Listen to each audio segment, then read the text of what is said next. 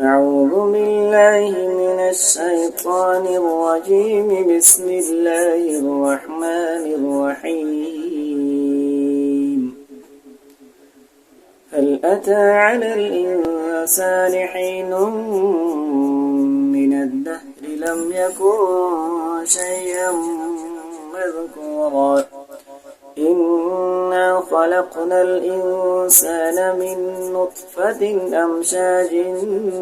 نبتليه فجعلناه سميعا بصيرا إنا هديناه السبيل إما شاكرا وإما كفورا إنا أعتدنا للكافرين سلاسل وأغلالا وسعيرا إن الأبرار يشربون من كأس كان مزاجها كافورا عينا يشرب بها عباد الله يفجرونها تفجيرا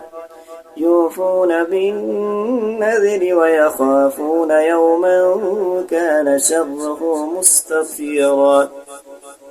ويطعمون الطعام على حبه مسكينا ويتيما وأسيرا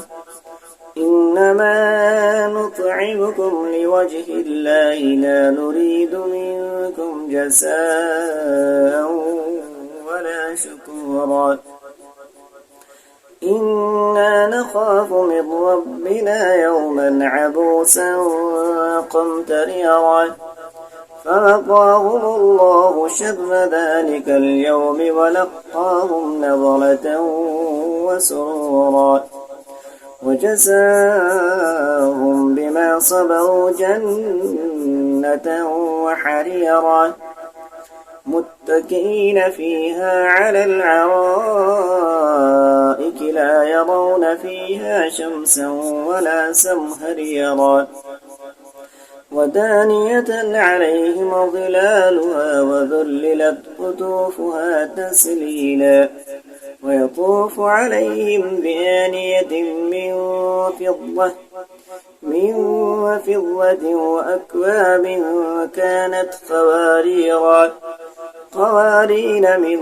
فضة قدروها تقديرا ويسقون فيها كأسا كان مزاجها زنجبيلا عينا فيها تسمى سلسبيلا